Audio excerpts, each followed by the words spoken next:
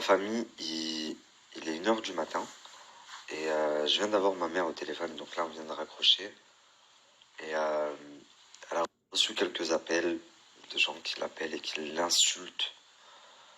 Donc une daronne de 50 ans. En tous les cas, je sais pas comment vous avez fait pour avoir son numéro. De toute façon, son numéro sera changé dès demain matin. La ligne sera désactivée. Moi, je ne vais pas faire de stories ce soir.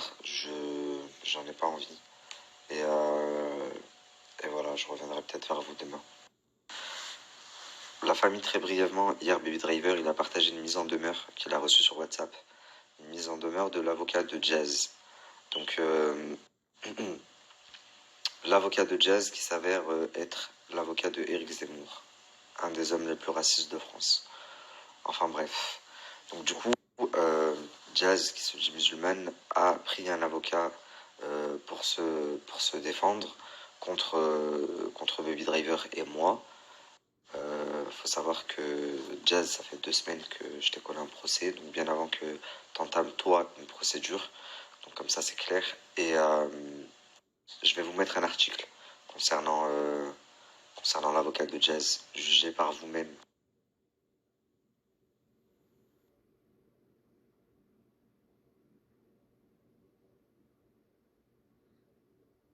Enfin bref, et je vais finir par dire que si il s'avère que la tentative de suicide de Jazz est vraiment réelle, ce que je suis sûr, je parle au conditionnel parce que j'en ai pas la preuve, mais la personne qui me l'a dit vit là-bas. Donc, euh, donc voilà. S'il s'avère que c'est vrai, faut savoir que moi c'était pas du tout mon but. Je pense que s'il lui serait arrivé quelque chose réellement, même si j'en suis pas du tout fautif, je me serais très mal senti parce que c'est comme ça, c'est l'éducation que j'ai eue. J'ai grandi avec ma mère, avec mes sœurs, donc, euh, donc j'aime pas avoir une femme quand elle est dans le mal. Il faut savoir que je sais qu'à l'heure actuelle, elle est vraiment dans le mal, même si c'est pas pour les mêmes raisons qu'elle prétend. Donc voilà, s'il faut que j'y aille plus mollo sur elle en ce moment parce qu'elle est fragile, ben, je le ferai. Ça veut pas dire que j'arrête de parler de toi. S'il faut que je te laisse tranquille 2, 3 jours et que je passe à quelqu'un d'autre, puis que je revienne terminer ce que j'ai commencé, bah, je le ferai. En tous les cas, comme tu le dis si bien, c'est ta vie. Tu as choisi d'être un personnage public et donc de t'exposer.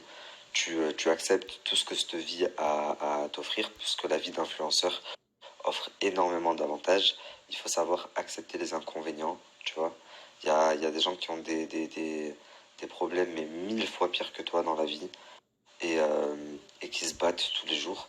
Tu vois, c'est injuste, toi, que tu fasses une tentative limite euh, avec la vie que tu as et pour une raison aussi futile, puisqu'au final, c'est le mal que tu fais que tu récoltes, et encore, c'est rien, tu vois.